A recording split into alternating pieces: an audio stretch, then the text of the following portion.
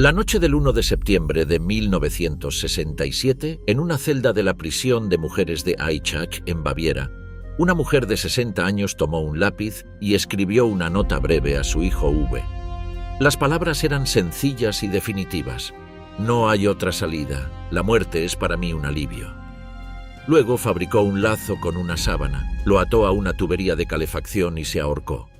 Con ese acto cerró uno de los expedientes judiciales más complejos, polémicos y mediáticamente saturados de la posguerra europea. Llevaba casi 24 años en prisión, repartidos entre 3 condenas en 3 países distintos, bajo 3 sistemas jurídicos diferentes. Se llamaba Ilse Koch. El mundo la conocía como la perra de Buchenwald, o también la bruja de Buchenwald, o Lampshade Ilse, un apodo que hacía referencia a la acusación que la había hecho famosa, que había mandado asesinar prisioneros tatuados para usar su piel en la confección de pantallas de lámpara. La revista Newsweek la describió ese día como el fin sombrío de la mujer más odiada del mundo. Woody Guthrie había compuesto una canción sobre ella. La fotografía de su cara había ocupado portadas en Europa y Estados Unidos. Su juicio en Dachau había convocado a 300 espectadores al día durante meses. Su sentencia reducida había provocado protestas callejeras en Nueva York, una investigación del Senado americano y una intervención directa del presidente Truman. Y sin embargo, ninguno de los 3 tribunales que la juzgaron, ni el de las SS en 1944, ni el militar americano en 1947, ni el civil alemán en 1951, encontró pruebas suficientes para condenarla por las pantallas de lámpara. El objeto más famoso del proceso nunca apareció en ningún juzgado. Los álbumes fotográficos supuestamente encuadernados en piel humana resultaron ser álbumes ordinarios de fotos de familia. Su nombre no aparece entre los 21 acusados principales del juicio de Nuremberg. No firmó órdenes de exterminio masivo. No diseñó las cámaras de gas ni las logísticas de los trenes.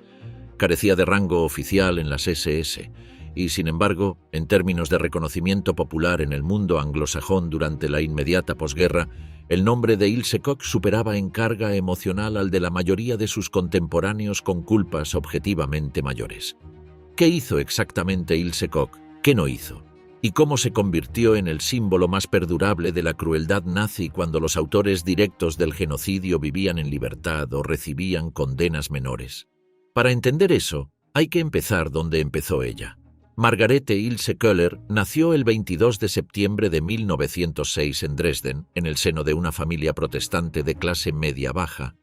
Su padre era Max Köhler y su madre Anna Kubisch. Tuvo 2 hermanos. La infancia fue estable y sin sobresaltos. Educación básica en el sistema Volksschule, sin acceso al gimnasium académico, con una formación técnica posterior en mecanografía y labores de secretaría. Trabajó como secretaria en varias empresas de Dresden durante los primeros años 20. En ese perfil no hay nada que separe a Ilse Köhler de cientos de miles de jóvenes alemanas de su generación. La marca diferencial llegó en mayo de 1932. Con 25 años, en el punto álgido de la depresión y del desorden político que precedió al ascenso de Hitler, Ilse se afilió al Partido Nacionalsocialista Alemán. Le asignaron el número de militante 1.130.836 y juró servir al partido con todas mis fuerzas. Que una mujer joven se afiliara al NSDAP antes de la toma del poder en enero de 1933 no era lo habitual. La mayoría de los primeros miembros femeninos del partido lo hicieron después, cuando la pertenencia era socialmente conveniente o directamente necesaria. Ilse llegó antes, de manera voluntaria, en un momento en que la afiliación era todavía un gesto político genuino que podía tener consecuencias. Ese dato, minúsculo en apariencia, importa. Los registros documentales de esa etapa son escasos. Lo que sí queda claro es que Ilse se movía en círculos sociales donde abundaban hombres uniformados, miembros de las SS locales en Dresden. Era una mujer atraída por ese mundo de disciplina ideológica, uniforme y ambición organizada. En 1934, en ese mismo círculo, conoció al hombre que transformaría su vida por completo. La Alemania en la que Ilse Köhler se hizo adulta era la de la República de Weimar, un sistema parlamentario convulso nacido de la derrota de 1918 y asediado por inflaciones devastadoras, crisis económicas en cadena y una polarización política que empujaba a los jóvenes hacia los extremos. Muchos de su generación vieron en el movimiento nazi una promesa de orden, disciplina nacional y borrado de las humillaciones de Versalles. Que Ilse lo viera también y se comprometiera con esa visión antes incluso de que tuviera la garantía de ser del lado ganador, dice algo sobre la profundidad de su convicción. Karl Otto Koch y el mundo de los campos. Karl Otto Koch nació en Darmstadt en 1897, 10 años mayor que Ilse, hijo ilegítimo legitimado por el matrimonio tardío de sus padres. Quedó huérfano de padre a los 8 años. Trabajó como aprendiz contable, luego como empleado en una fábrica de municiones y en marzo de 1916 se alistó voluntariamente en el ejército alemán. Combatió en el frente occidental. Fue herido 2 veces, capturado por los británicos y condecorado con la Cruz de Hierro de segunda clase. Su diario de guerra, sobreviviente en los archivos, es de una monotonía burocrática que no anuncia nada. Liberado del cautiverio en octubre de 1919, pasó los años 20 con una inestabilidad crónica. Empleos fugaces, periodos de desempleo prolongado, un matrimonio fracasado con Käthe Müller en 1924 por culpa exclusiva del marido, un hijo llamado Manfred con problemas psiquiátricos. Los registros nazis de investigaciones posteriores mencionan pequeños hurtos y desfalcos durante esa etapa. En los primeros años 30, con la depresión en su punto máximo y la República de Weimar desintegrándose, Karl se radicalizó. En marzo de 1931 se afilió al NSDAP y casi de inmediato a las SS. El ascenso de Karl dentro del sistema fue vertiginoso.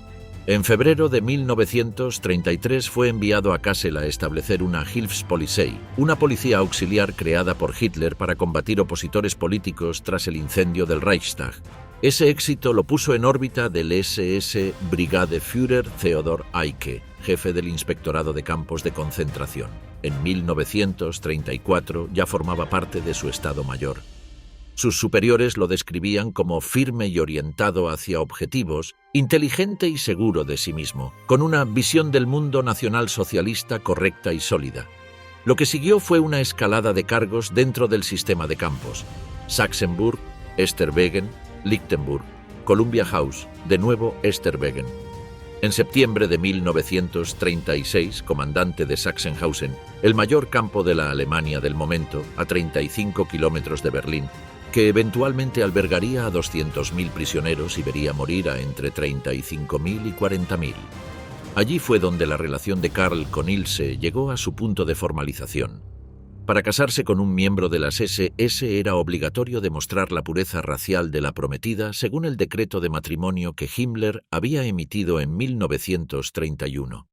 Ilse proporcionó documentación genealógica que acreditaba ancestros alemanes protestantes desde 1750. El 25 de mayo de 1937 contrajeron matrimonio en el ayuntamiento de Oranienburg, seguido de un ritual nocturno con antorchas en el bosque de robles de Sachsenhausen, ante más de 50 hombres de las SS en formación. Ella llevaba un vestido floreado largo con capa. Él, uniforme completo de las SS con guantes blancos y sable ceremonial. En los álbumes familiares se los ve sosteniéndose mutuamente. Karl la llamaba Pimpf, tomado del nombre que se usaba para los miembros más jóvenes y prepúberes de la juventud hitleriana. 2 meses después de la boda, Karl recibió el encargo que marcaría el resto de sus vidas: construir y comandar un nuevo campo de concentración en las colinas de Ettersberg, en las afueras de la ciudad de Weimar. Lo llamarían Buchenwald. Cuando Karl Koch llegó a Ettersberg en julio de 1937, encontró un bosque de robles. Los primeros 149 prisioneros llegaron desde Sachsenhausen el 15 de julio. Su trabajo fue derribar árboles, construir caminos y levantar los primeros barracones a mano sin maquinaria pesada, con raciones mínimas de comida y agua. Las muertes comenzaron casi de inmediato. El campo creció hasta cubrir 470 acres. 33 barracones de madera para prisioneros, 15 edificios de 2 pisos, una explanada central para el recuento, talleres de trabajo, enfermería, edificio de desinfección, lavandería, cocina, cantina, almacenes, Un crematorio desde 1940 para gestionar el volumen creciente de cadáveres, un perímetro de valla electrificada de 3 metros de altura y 3 kilómetros de longitud, con 22 torres de guardia, patrullado con pastores alemanes. Con el tiempo, más de 100 subcampos bajo su autoridad administrativa. A lo largo de su existencia, 238.980 prisioneros pasaron por sus puertas. Unos 56.000 murieron allí.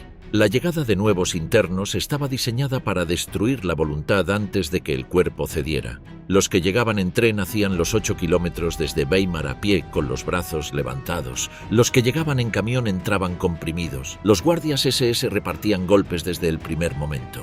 Horas en el patio en posición de saludo sajón, manos cruzadas detrás de la nuca antes de ser registrados.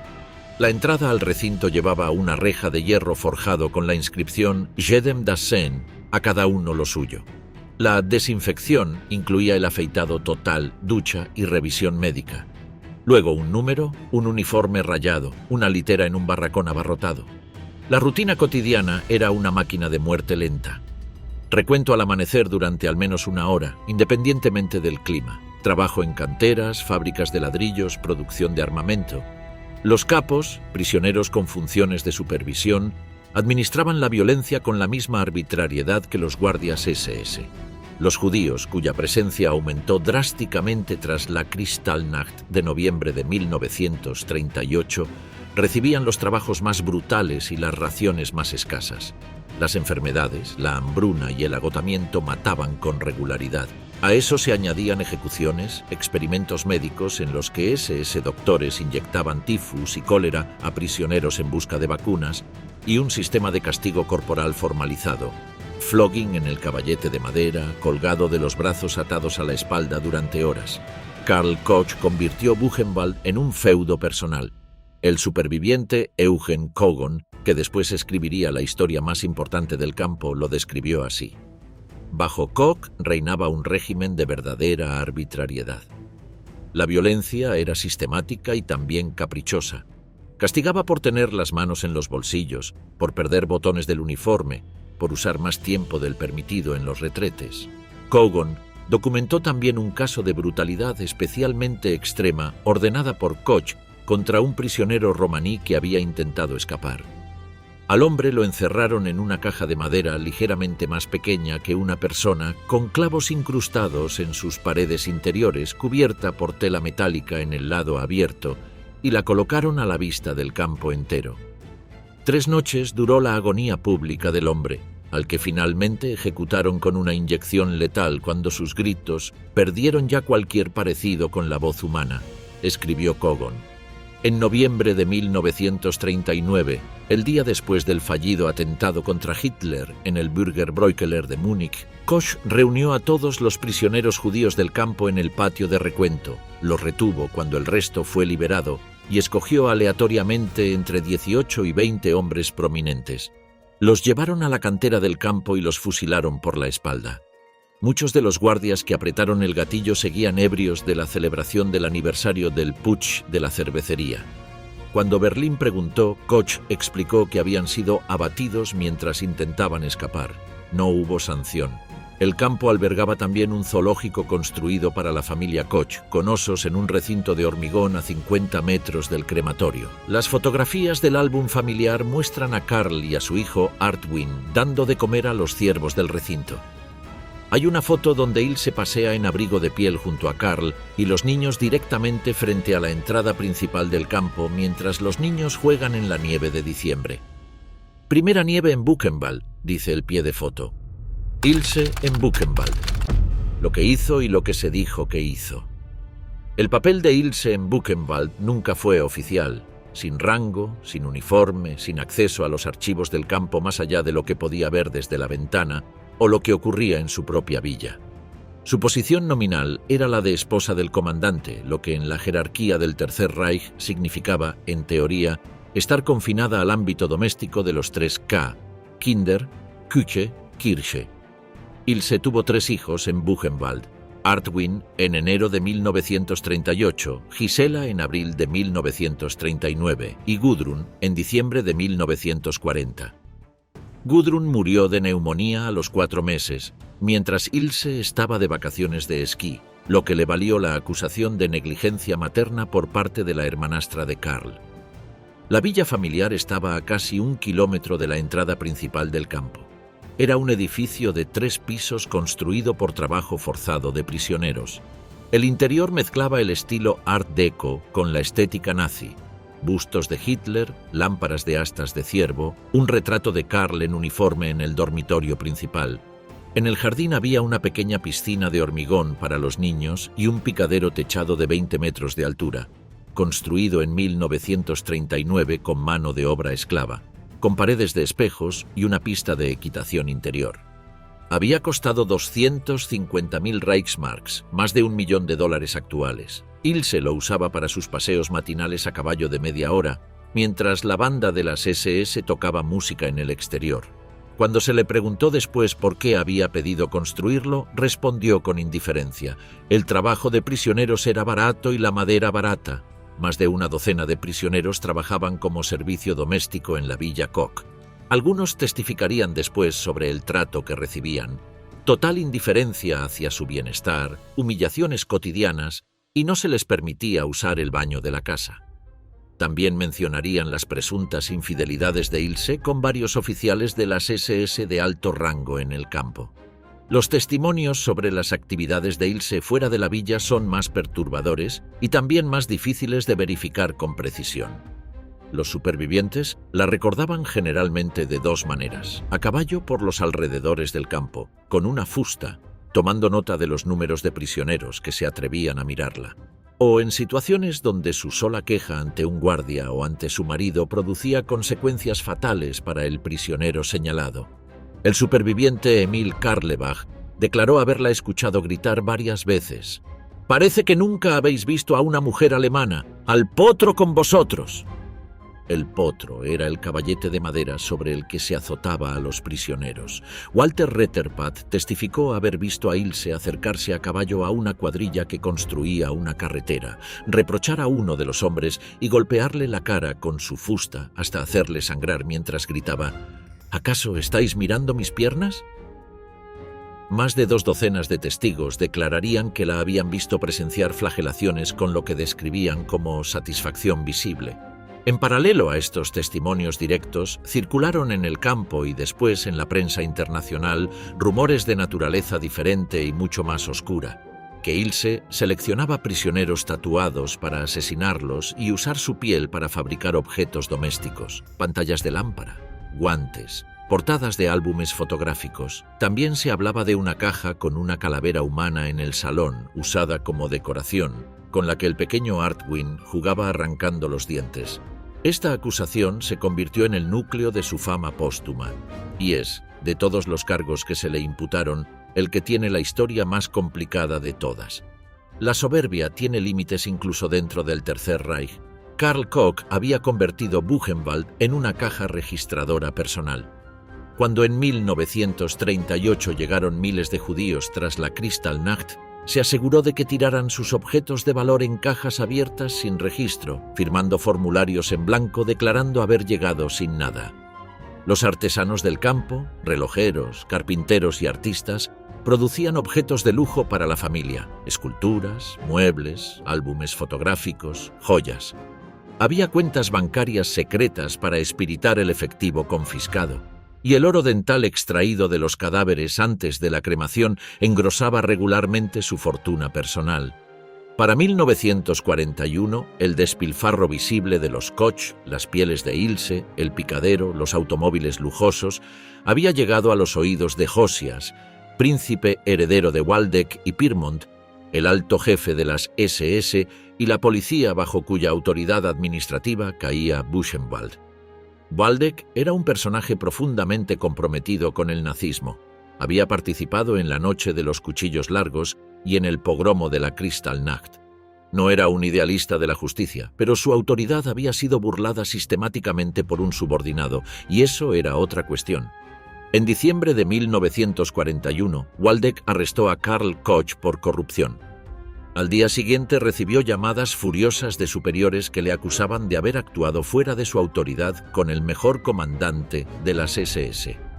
Himmler intervino personalmente y Koch fue liberado en menos de 24 horas. La cólera de Himmler llegó por telex con, según el propio testimonio de Waldeck, fraseología que no me atrevo a repetir.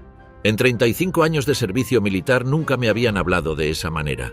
Pero la semilla del proceso estaba plantada. Karl fue transferido a Majdanek, en Polonia, como comandante, mientras Ilse y los niños se quedaban en la villa de Buchenwald. En Majdanek continuó exactamente igual. En julio de 1942, 86 prisioneros soviéticos escaparon en una evasión masiva organizada con una escalera de madera improvisada. Koch tardó horas en notificarlo a las autoridades y la mayoría logró huir. Himmler lo relevó del mando. En junio de 1943 entró en escena el hombre que cambiaría el destino de ambos Koch. El SS Richter Konrad Morgen, un juez de las SS con reputación de cazador de corruptos. Asignado a un caso de desfalco diferente en Buchenwald, Morgen descubrió lo que él mismo describió como, por coincidencia, el alcance real de la fortuna personal de Karl. Al asumir el mando en 1937, Koch tenía 17,60 Reichsmarks en su cuenta bancaria. Para 1943 había acumulado más de 100.000 Reichsmarks, pese a un salario anual que nunca superó los 12.000. La diferencia era inexplicable por medios legítimos. Morgen investigó también las muertes sospechosas de dos prisioneros comunistas, Walter Kremer y Karl Peix. Habían trabajado como enfermeros en la clínica del campo y habían tratado a Karl de sífilis contraída en Noruega. Aparecían en el registro de muertos como abatidos mientras intentaban escapar a diferentes horas del mismo día. Morgen construyó el caso. El 24 de agosto de 1943, Morgen arrestó a Karl Koch de madrugada en la villa familiar tras perseguirle por los bosques de Lettersberg. Al día siguiente, arrestó también a Ilse. Los hijos fueron enviados a Saaz con la hermanastra de Karl. La villa fue registrada de arriba a abajo, sin dejar un cajón sin abrir, según Morgen, y todo su contenido fue catalogado y enviado a Saaz. El juicio de las SS se celebró en 1944. Karl Koch fue condenado a muerte por asesinato no autorizado y corrupción. Fue ejecutado en Buchenwald en abril de 1945, días antes de la liberación del campo. Ilse fue absuelta. No había pruebas suficientes para condenarla. La clave es que Morgen, que había registrado meticulosamente cada objeto de la villa y entrevistado a prisioneros durante 8 meses, testificó después que durante toda su investigación nunca encontró una pantalla de lámpara de piel humana, ni guantes de piel humana, ni un álbum encuadernado en piel humana en posesión de Ilse Koch. Ni siquiera oyó el rumor. Liberación, leyenda y captura americana. El 11 de abril de 1945, fuerzas del Tercer Ejército de los Estados Unidos liberaron Buchenwald. El general Eisenhower visitó el campo en persona y ordenó que se fotografiara y filmara todo de manera exhaustiva para que el mundo no pudiera negar lo que había ocurrido. Lo que encontraron dentro quedó registrado con un rigor sin precedentes. Cadáveres apilados esperando incineración, sobrevivientes reducidos a esqueletos con mirada vacía, instrumental de tortura, un laboratorio de experimentos médicos con registros detallados en alemán escrupulosamente burocrático. En el departamento de patología del campo, entre otras cosas, se hallaron trozos de piel humana tatuada conservados en alcohol y lo que las autoridades describieron como una pantalla de lámpara elaborada con ese material. Un documental del ejército americano filmado en el campo días después de la liberación se proyectaría 2 años más tarde en el juicio de Dachau como prueba de apertura. El narrador sobre imágenes del campo mencionaba específicamente una pantalla de lámpara de piel humana a petición de la esposa de un oficial de las SS. Las cámaras filmaron también la visita forzosa de los ciudadanos de Weimar a las instalaciones. Alemanes ordinarios caminando entre los cadáveres, cubriendo la nariz, apartando la mirada. Los periódicos de todo el mundo publicaron las imágenes. La radio las transmitió, y entre los nombres que circularon con más insistencia, el de Ilse Koch aparecía con una carga especial, la esposa del comandante que había mandado asesinar prisioneros tatuados para decorar su villa. Life Magazine publicó su fotografía a toda página con esa acusación en la primavera de 1945. meses antes de que hubiera ningún proceso judicial en marcha. Ilse vivía en Ludwigsburg con sus hijos cuando fue arrestada el 30 de junio de 1945. Declaró después que no supo durante meses de qué se le acusaba exactamente. En octubre de ese año, ya en el campo de internamiento de Lager 77, leyó un artículo de Life con una foto suya a toda página que decía que había ordenado matar a prisioneros para obtener su piel tatuada. Intentó ponerse en contacto con el cuerpo de contrainteligencia americano para impugnarlo. No le recibieron. Permaneció en Lager 77 con alrededor de 1.100 detenidas clasificadas como sospechosas políticas. Entre sus correclusas, Koch era evitada activamente. Siempre caminaba pegada a la pared, recordó Anna Fest, otra exguardiana allí internada. Si alguien más pasaba por el pasillo, retrocedía rápidamente hacia su habitación. Se cerraba. Las autoridades americanas tardaron 18 meses más en formular cargos formales. Para entonces, el nombre de Ilse Koch ya era familiar en millones de hogares americanos, europeos y latinoamericanos. El tribunal que juzgaría a Ilse Koch y a 30 codefendidos por crímenes cometidos en Buchenwald era una comisión militar americana establecida en las instalaciones del antiguo campo de concentración de Dachau. El sistema había sido diseñado para la eficiencia. No se requería que la mayoría de los jueces tuvieran formación jurídica. Bastaba con ser oficiales de alto rango considerados hombres de talla en sus profesiones. La condena exigía mayoría simple. El fiscal jefe fue William Dowdell Denson, un abogado de Alabama de 33 años, graduado en West Point y Harvard Law, profundamente religioso, capaz de recitar 215 versículos bíblicos de memoria. Había obtenido más de 150 condenas en los juicios previos de Dachau, Mauthausen y Flossenburg. Cuando llegó el turno de Buchenwald, Denson pesaba 53 kilos, cuando antes pesaba entre 75 y 80. Parecía un prisionero del campo yo mismo, diría después. El juicio comenzó el 11 de abril de 1947, exactamente 2 años después de la liberación.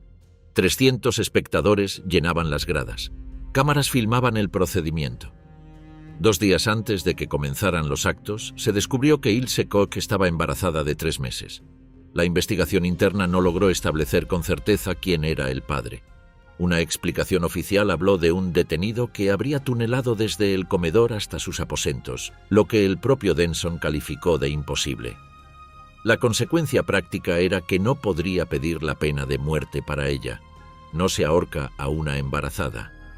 La estrategia de Denson se basaba en el concepto de conspiración común. No había que probar que cada acusado hubiera cometido un acto específico, sino que había participado en el sostenimiento de un sistema criminal.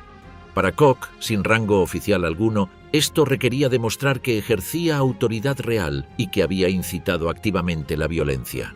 La prensa siguió el juicio con un vocabulario que no habría funcionado para describir a los codefendidos masculinos. Los artículos comenzaban con descripciones de su cuerpo. Stars and Stripes la llamó «la bruja del campo hambrienta de sexo de Buchenwald». Newsweek publicó fotos de Ilse en bañador, junto a fotos de internos esqueléticos bajo el titular «Bruja de Buchenwald, el registro de una sádica». Describía su cuerpo voluptuoso y su ninfomanía. Ningún artículo sobre sus codefendidos masculinos tenía ese tono. Los testimonios de los testigos de la fiscalía alternaban entre lo devastador y lo problemático.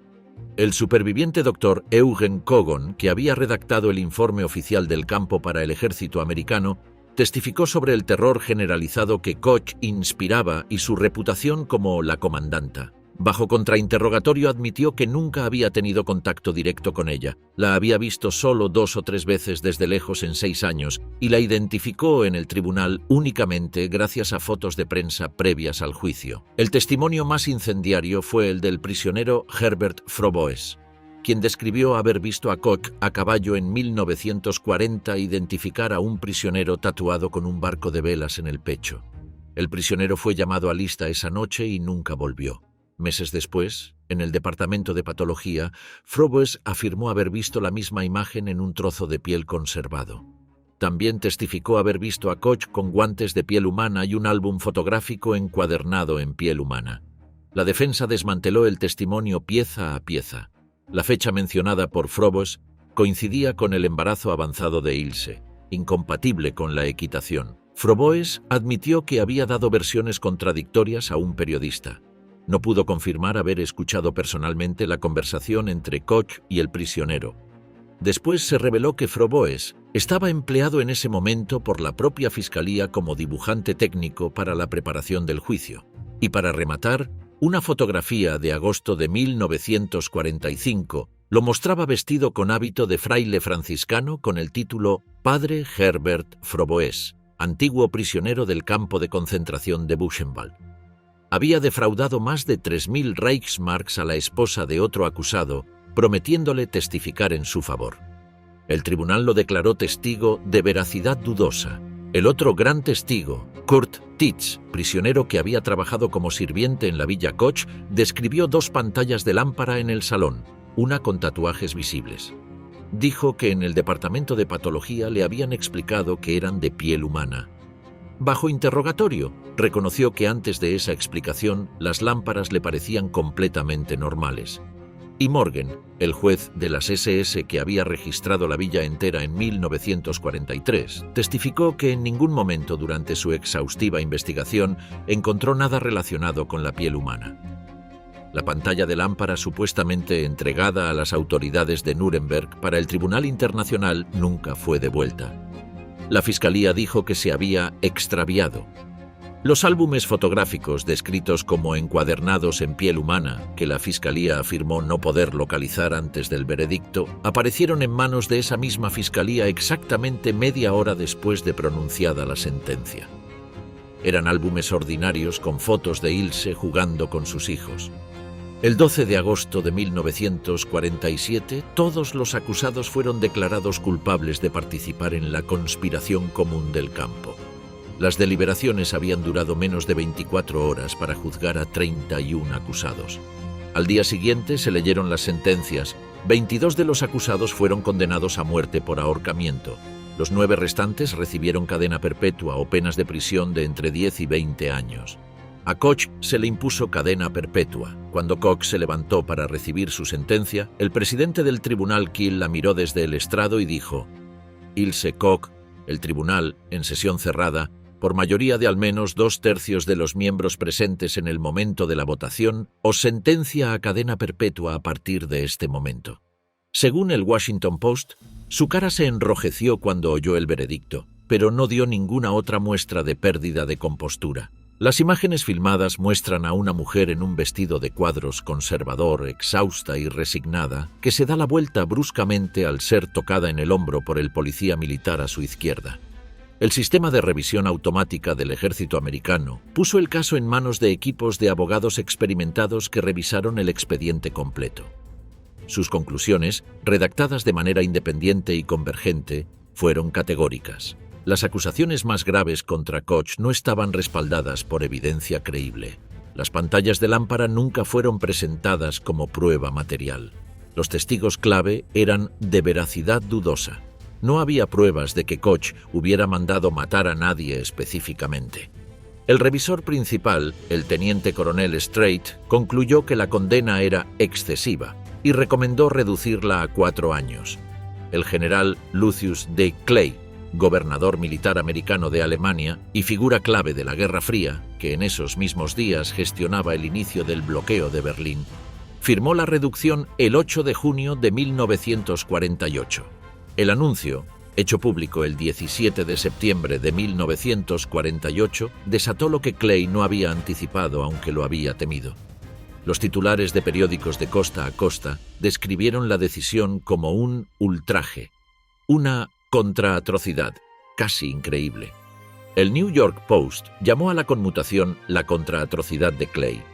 Los editores del Miami Herald preguntaron, en nombre de la justicia humana básica, ¿qué más necesita el ejército para mantener a Ilse en prisión? Las protestas callejeras en ciudades americanas llevaban pantallas de lámpara como símbolo. El general Clay fue recibido en el Waldorf Astoria de Nueva York por 40 manifestantes exigiendo su dimisión. En otro acto posterior en el Town Hall de Nueva York, 100 personas interrumpieron su discurso a gritos. Clay lo describió después como uno de los momentos más desconcertantes de mi vida. Woody Guthrie compuso una canción titulada Ilse Koch desde la perspectiva de un prisionero de Buchenwald. La vieja Ilse Koch fue presa, la vieja Ilse Koch fue liberada. La letra mezclaba imágenes de cuerpos calcinados con la acusación de las pantallas de piel humana, contribuyendo a fijar la imagen de Koch en la cultura popular americana. El escándalo llegó al Senado. El senador Homer Ferguson, que había visitado Dachau en 1945 como miembro de una delegación gubernamental, abrió una investigación formal. Las audiencias, en parte abiertas y en parte cerradas por sensibilidad diplomática, el bloqueo de Berlín hacía inoportuno criticar públicamente al mando americano en Europa, revelaron datos incómodos. Los jueces del Tribunal de Dachau habían sido oficiales militares sin formación jurídica que deliberaron apenas unos minutos por acusado, guiados por un manual resumido. El único abogado del panel no había podido asesorar a 8 jueces simultáneamente en 4 meses de juicio. Los revisores legales, todos letrados experimentados, habían concluido de manera unánime que la condena no tenía sustento suficiente. Al final, el Comité del Senado recomendó lo único que quedaba disponible jurídicamente: un nuevo juicio ante los tribunales alemanes por delitos contra nacionales alemanes que habían estado fuera de la jurisdicción del Tribunal de Dachau. El juicio alemán, Augsburg, 1950 a 1951. El proceso hacia el nuevo juicio fue largo y marcado por la geopolítica de la Guerra Fría. La Alemania Oriental, a través de las autoridades de Turingia, donde estaba ubicado Buchenwald, reclamó la extradición de Koch para juzgarla en Weimar. Clay bloqueó cualquier extradición hacia la zona soviética con una directiva expresa. El gobierno bávaro, bajo presión americana, designó al fiscal Johann Ilkow, un jurista antinazi de origen checo al que los nazis habían separado de su cargo por negarse a anular su matrimonio con su esposa judía y que había sido sometido a trabajo forzado en 1944. El proceso de instrucción tomó más de un año. Ilkow viajó a Estados Unidos para tomar declaraciones de supervivientes judíos emigrados, instalándose en una sala del edificio del ejército americano en la calle Whitehall de Manhattan. Recogió más de 200 declaraciones. El juez instructor Erich Jagomast, que hablaba yiddish, facilitó enormemente el trabajo. El comité de Buchenwald, dominado por comunistas, boicoteó inicialmente la investigación al considerarla una maniobra occidental. A finales de 1949 cambió de posición al comprender que era la única oportunidad real de ver a Koch condenada, y sus testimonios comenzaron a fluir. El 17 de octubre de 1949, cuando Koch debía ser liberada de Landsberg tras completar la condena americana reducida, Ilkow estaba esperando en el patio con una orden de detención alemana. Koch emergió del edificio con un abrigo de lana, una boina verde y una bolsa de lona, sonriendo ampliamente para los fotógrafos. «Hijos, debéis ser muy pobres si tenéis que fotografiarme a mí para ganarse la vida», les dijo. Fue detenida 20 minutos después y trasladada a Aichach, donde sería enviada al ala psiquiátrica en algún momento antes del juicio. La acusación formal que Ilkow presentó en mayo de 1950 tenía 151 páginas y resumía los testimonios de 201 testigos.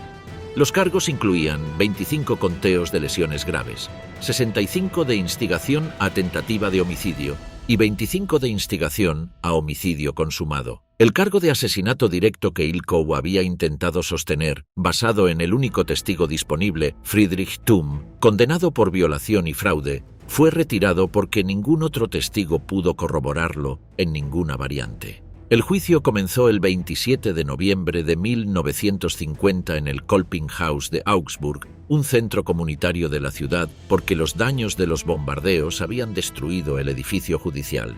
El juez presidente Georg Maginot, ex miembro de las SS desde 1934, aunque con antecedentes de conflicto con la Gestapo local, presidió el tribunal junto a otros 2 jueces y un jurado de 6 ciudadanos, 2 agricultores, un comerciante, un artesano, un obrero de fábrica y un funcionario. El abogado defensor era Alfred Seidel, exmiembro del partido nazi desde 1937, que había defendido a Hans Frank y Rudolf Hess en Nuremberg. A lo largo de 6 semanas comparecieron 241 testigos. Era un proceso de otra dimensión en comparación con los menos de 20 testigos que habían declarado sobre Koch en Dachau. La estrategia de Ilkov fue presentar primero a 3 testigos expertos para establecer las condiciones generales del campo.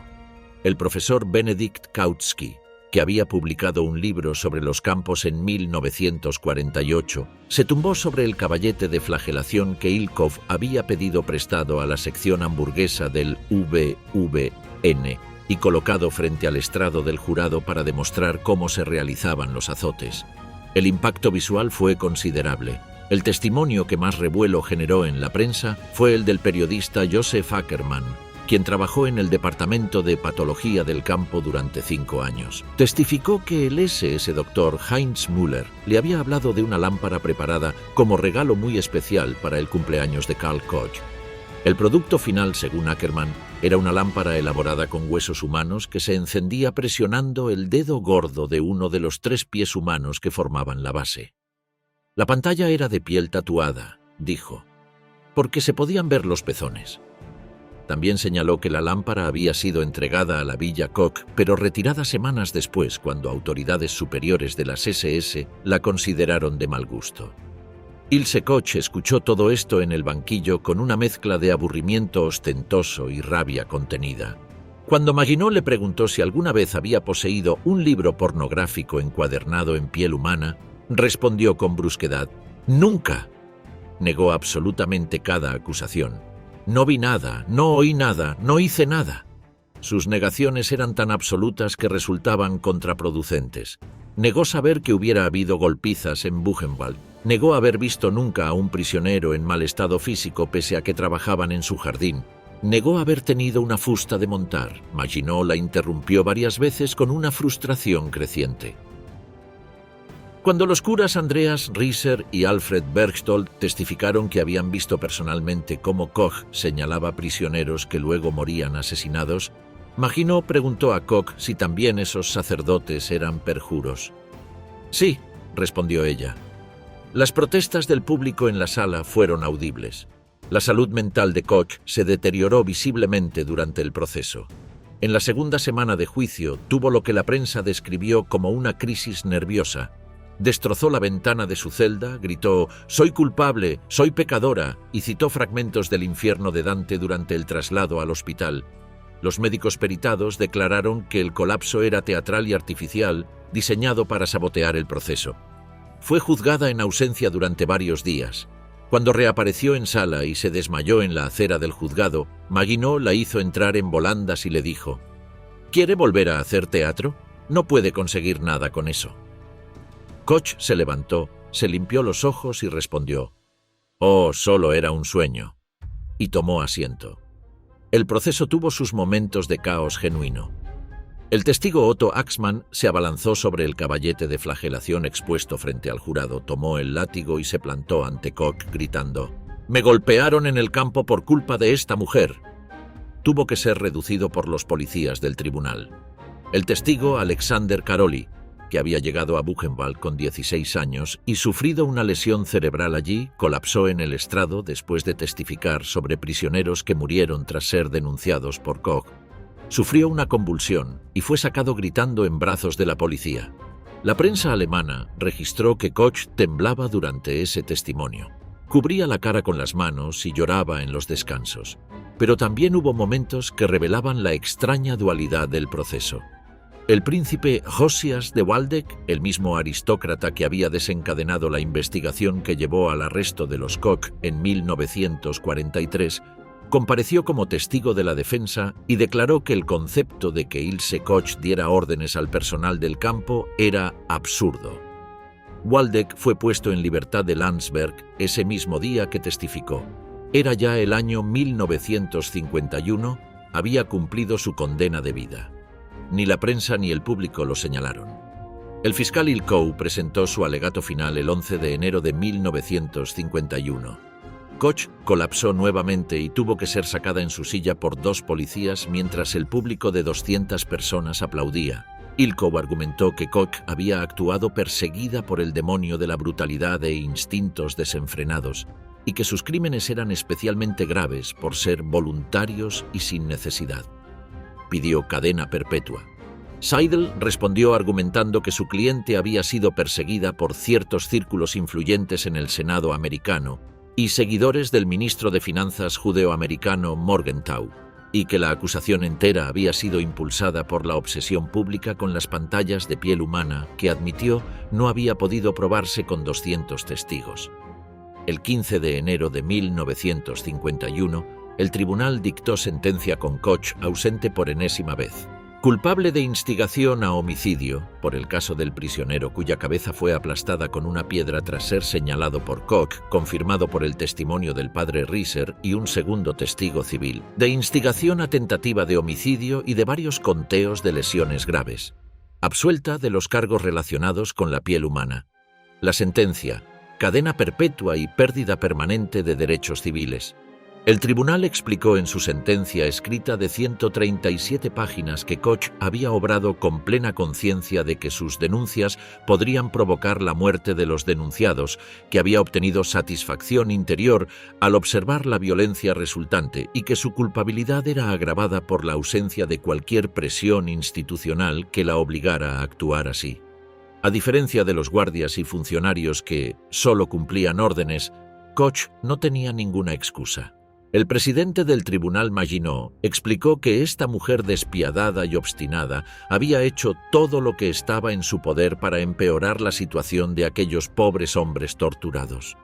Lo que la hacía especialmente culpable, argumentó el escrito del tribunal, era que sus crímenes habían sido voluntarios y sin necesidad. No pertenecía a los órganos de supervisión del campo. Sus crímenes eran gratuitos. Y añadió, en un párrafo que revela tanto sobre los prejuicios de la época como sobre el proceso en sí: las condiciones en Buchenwald deberían haber evocado en ella, siendo mujer, compasión y piedad. Los años largos: prisión, clemencia y deterioro. Ilse Koch volvió a Aichach. Tenía 44 años. Su condena era cadena perpetua. Su hijo Uwe, nacido en Landsberg en octubre de 1947 durante la primera condena americana, había sido entregado a los servicios sociales bávaros nada más nacer. Alfred Seidel presentó una apelación exhaustiva en junio de 1951. La rechazaron todos los argumentos. El Tribunal Federal Supremo la confirmó en abril de 1952. Koch agotó todos los recursos disponibles, incluido un intento fallido ante la Comisión Europea de Derechos Humanos en 1962, que fue declarado inadmisible. A lo largo de los siguientes 16 años, presentó petición tras petición de clemencia. Ninguna prosperó. La mecánica era siempre la misma. Sus abogados, familiares y organizaciones de apoyo, entre ellas Stille Hilfe, la organización de la princesa Helene Elisabeth von Isenburg dedicada a apoyar a criminales de guerra nazis, formulaban una solicitud argumentando su salud deteriorada, su conducta carcelaria irreprochable, el tiempo ya cumplido. Las autoridades bávaras las rechazaban todas. El ministro de Justicia Hans Ehard resumió la posición oficial en 1965. La opinión pública no tendría comprensión para que un exponente del gobierno violento del nacionalsocialismo fuera liberado por un acto de clemencia. La paradoja era aguda. La Alemania occidental de los años 50 fue notoria por amnistiar de facto a miles de criminales de guerra que volvieron a la vida civil, al funcionariado, a la magistratura y a la política. Muchos autores directos del Holocausto nunca fueron procesados. El comandante de Buchenwald durante la última etapa del campo, Hermann Pister, había fallecido de un ataque al corazón en 1948 antes de que pudiera ejecutarse su condena a muerte. El príncipe Waldeck, bajo cuya autoridad administrativa caía Buchenwald, fue liberado de Landsberg el mismo día que compareció a testificar en el juicio de Augsburg contra Koch. Werner Berger, que cumplía cadena perpetua por participar en ejecuciones masivas en Buchenwald, fue liberado en 1954. En 1951, mientras miles de alemanes manifestaban frente a Landsberg exigiendo amnistía para los condenados de guerra allí encarcelados, esa misma petición se percibía como obscena cuando se aplicaba al caso de Koch. Alfred Seidel presentó peticiones de clemencia en 1955, 1957, 1960, 1961 y 1962. todas rechazadas. Los informes de Eichach que acompañaban cada solicitud decían invariablemente lo mismo. Koch carece completamente de perspicacia, remordimiento o empatía hacia los prisioneros torturados o asesinados y se percibe a sí misma como una prisionera política inocente. Sin contrición no habría clemencia, pero Koch era incapaz de mostrar lo que los funcionarios esperaban ver porque genuinamente no reconocía haber hecho nada malo. En 1962 intentó una vía diferente, la Comisión Europea de Derechos Humanos. La presentación fue declarada inadmisible porque el proceso había concluido 2 años antes de que Alemania Occidental se adhiriera a la jurisdicción de la Comisión en 1953. La situación de Koch fue objeto de un artículo en el Washington Post en 1960, 15 años después de su primer arresto. La periodista que la visitó en Eichach la describió como sorprendentemente bien informada sobre los últimos detalles del caso, gracias a los periódicos alemanes y el Stars and Stripes que recibía en prisión. Koch se negó a comentar nada que pudiera ser usado como propaganda contra mí en todo el mundo. Su tono, escribió la periodista, bordeaba la arrogancia. El hijo Artwin, que llegó a la mayoría de edad sin haber conocido a su madre libre, escribió en 1957 a las autoridades judiciales federales: «Es terrible que una persona no pueda tener a su mamá, incluso cuando todavía vive. Por favor, haced algo por fin. ¿Puede realmente condenarse a una persona inocente? ¿Quién tiene ese derecho? No miréis hacia otro lado. Haced algo, por favor». La solicitud fue archivada sin respuesta. La hija Gisela recordó su primera visita de adolescente a Eichach. Había siempre alguien allí escuchándonos. Me quedé tan impresionada al ver a mi madre. Creo que simplemente me quedé sentada y apenas hablé. Koch le proclamaba su inocencia en cada visita. Con el tiempo, la relación entre madre e hija se fue distanciando, aunque Gisela trabajó durante años en la oficina de la Stille-Hilfe que financiaba las apelaciones. El deterioro mental comenzó a ser genuino e irreversible a partir de 1961. Koch inventó el prometido ficticio Erich Prinz von Brenhoff. Firmaba documentos con ambos nombres. Alucinaba con violaciones nocturnas orquestadas por vengadores judíos que las autoridades permitían entrar en su celda. Se negaba a comer o a bañarse. Los informes médicos del período muestran un cuadro que los psiquiatras describían como psicosis de confinamiento, pero que también mostraba características de una desintegración psíquica genuina más allá de cualquier estrategia calculada. Fue trasladada temporalmente a una institución psiquiátrica en 1967. Los informes de ese período la describen sentada en silencio durante horas, luego en súbita agitación, citando pasajes bíblicos o fragmentos de los poemas que llevaba 15 años escribiendo. Regresó a Eichach. El verano de 1967 fue el último. La correspondencia personal de Koch conservada en los archivos de Eichach muestra a una mujer que nunca reconoció culpa alguna. Las cartas a sus hijos, en especial a Gisela y Artwin, mezclan autopercepciones de mártir con antisemitismo explícito. Una nueva campaña de odio fue orquestada contra mí principalmente por judíos, escribió a Artwin en 1955. En su libro de direcciones personal marcó con subrayado el nombre de todos los testigos que ella consideraba judíos, casi un centenar. «Tengo mala suerte», escribió a Gisela. «La maldición de los judíos recae sobre mí». También escribía poesía que enviaba a sus hijos con confianza desmesurada en su talento. «Si los cantantes de Schlager pueden ganar tanto dinero», escribió a Artwin en 1957, «entonces yo también debería encontrar un editor interesado en mis poemas. Desde el principio, mi libro promete ser un bestseller. Incluso mis enemigos lo leerían por curiosidad».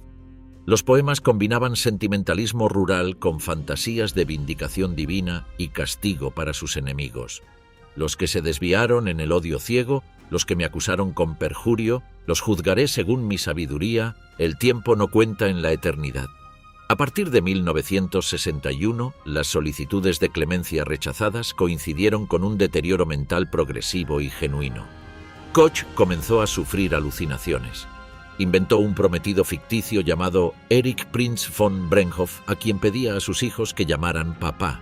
Firmaba documentos con su nombre junto al suyo, Se refería a sí misma como Kunterbund, su supuesto nombre literario. Se negaba a comer o a bañarse.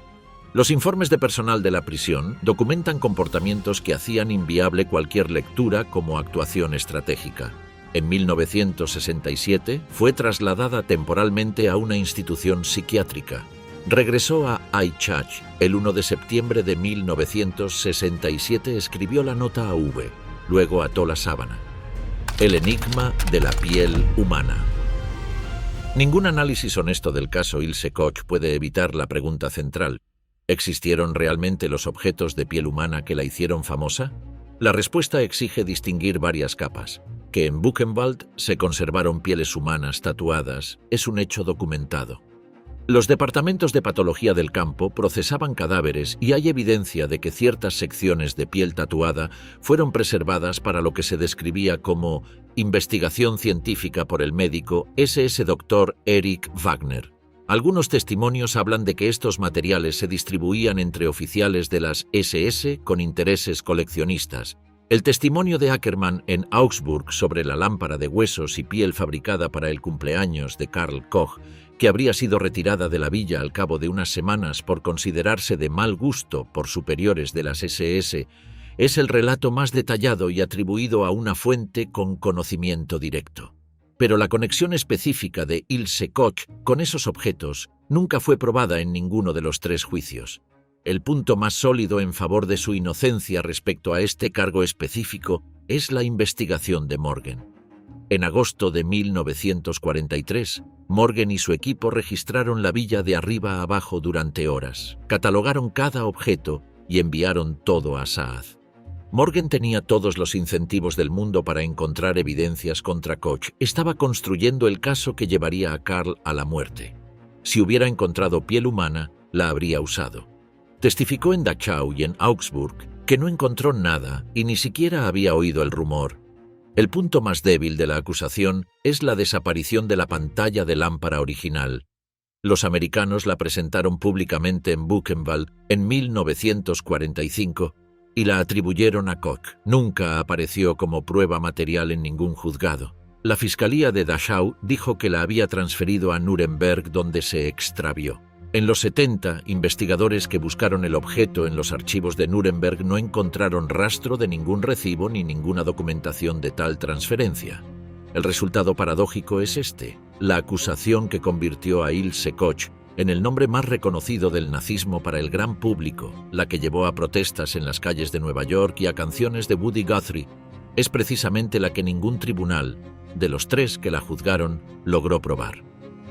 Lo que sí quedó demostrado es diferente y, a su manera, igualmente condenatorio. Ilse Koch se afilió activamente al partido nazi antes de que fuera obligatorio. Vivió durante 6 años a escasos metros de un campo donde murieron 56.000 personas y afirmó total ignorancia. Usó trabajo esclavo en su hogar sin reconocer la humanidad de esas personas. Golpeó físicamente a prisioneros con su fusta según declaraciones de testigos directos en algunos casos. Reportó internos a las SS por razones triviales, sabiendo que podía resultar en su muerte. Se benefició materialmente de la fortuna que su marido acumuló robando a los internos.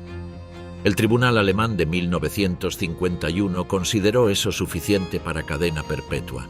Pero el caso Koch es también un estudio sobre cómo el género moldea la percepción del crimen y sobre los mecanismos que producen ciertos tipos de infamia histórica. La asimetría es obvia. Koch fue perseguida con una intensidad que no se aplicó a hombres cuya culpa directa en el sistema de exterminio era vastamente mayor. Los autores directos del Holocausto, los planificadores de las cámaras de gas, los diseñadores de los trenes de la muerte, los responsables de los fusilamientos masivos, recibieron o bien absolución o bien condenas que cumplieron parcialmente o no cumplieron. Ilse Koch, condenada por instigar una docena de actos de violencia, fue la única presa del sistema judicial de la posguerra que permaneció en prisión hasta su muerte. La clave está en cómo fue descrita desde el principio. En el juicio de Dachau, el fiscal Denson la llamó una criatura de otro mundo torturado, una pervertida sádica de proporciones monumentales sin paralelo en la historia. La prensa habló de su cuerpo, de su supuesta ninfomanía, de su trasero prominente. El tribunal alemán de Augsburg razonó en su sentencia que sus crímenes eran especialmente reprochables porque violaban las expectativas que se tenían de una mujer. Siendo mujer, debería haber sentido compasión y piedad. Las demás esposas de oficiales de las SS, razonó el tribunal, habían hecho el bien en la medida de sus débiles posibilidades. Solo Koch había rechazado ese impulso femenino natural. Esta construcción del crimen como ruptura de la feminidad cumplía varias funciones a la vez. Convertía a Koch en un caso excepcional, un monstruo singular, separado del sistema. Si sus crímenes eran el producto de una perversión sexual individual, era más cómodo condenarla sin tener que examinar las estructuras más amplias que los hicieron posibles. Y al convertirla en la encarnación visible del mal nazi, permitía al público alemán de la posguerra concentrar en ella su horror y condenar al Tercer Reich sin tener que reflexionar sobre la complicidad colectiva que lo había sostenido. El periódico Frankfurter Allgemeine Zeitung celebró la condena de Augsburgo como prueba de que la ley alemana es completamente suficiente para los criminales alemanes y de que el nuevo Estado alemán era capaz de llevar a los verdaderos criminales de guerra a su merecido destino. Koch, con sus crímenes de instigación, era el verdadero criminal de guerra que el tribunal alemán señalaba, mientras los autores directos del genocidio disfrutaban de libertad o de condenas leves. La paradoja era visible para los observadores en ese momento y es todavía más visible desde la distancia histórica. La trayectoria jurídica completa de Ilse Koch revela algo sobre cómo la verdad judicial es construida en contextos diferentes y sobre los límites de los sistemas legales cuando enfrentan crímenes sin precedente.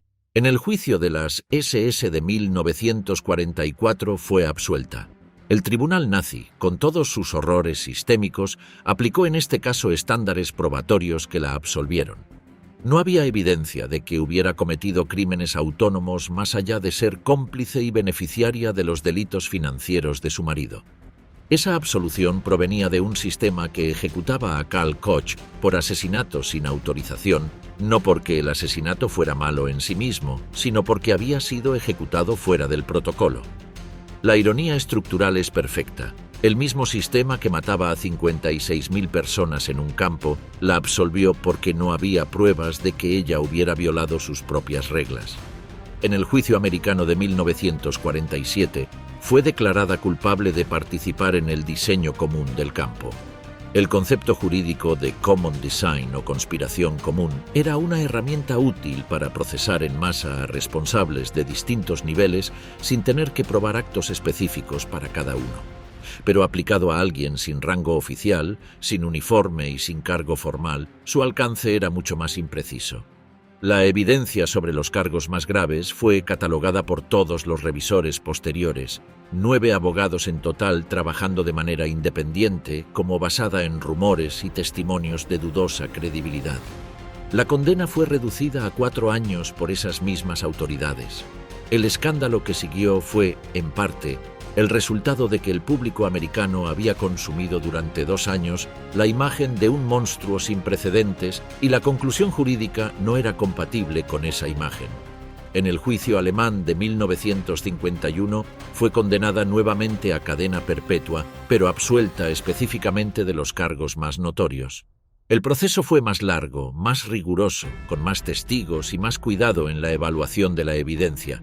La condena se basó en incitación a asesinato y lesiones graves, sustentada en los testimonios de 241 testigos y el análisis de un tribunal que documentó por escrito sus razonamientos en 137 páginas.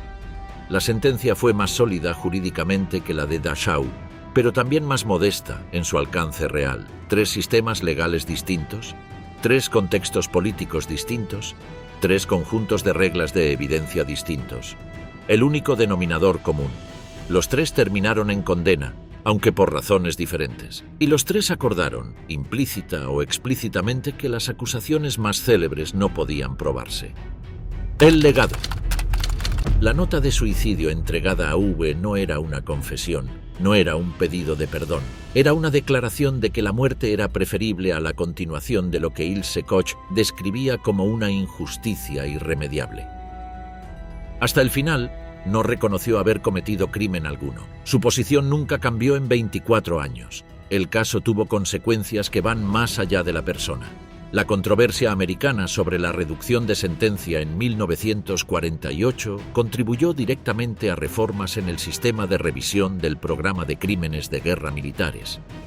El debate sobre el estándar de evidencia en los juicios de Dachau, sacado a la luz por el caso Koch, influyó en discusiones jurídicas sobre los límites de la justicia de transición que seguirían siendo relevantes en décadas posteriores. El concepto de conspiración común que Denson aplicó con tanto éxito en Dachau reaparecería en formas modificadas en tribunales internacionales posteriores, con todas sus ventajas y todos sus problemas. En la cultura popular, el nombre de Ilse Koch siguió circulando décadas después de su muerte. Aparece en novelas, en películas de explotación de los años 70, donde fue representada como la encarnación del sadismo nazi, en novelas de terror y en series documentales. La imagen que prevalece en casi todos esos productos es la más extrema, la de las pantallas de lámpara, los guantes de piel, el monstruo sexual. La imagen más matizada, la que emerge de los archivos y los expedientes judiciales, es mucho menos frecuente.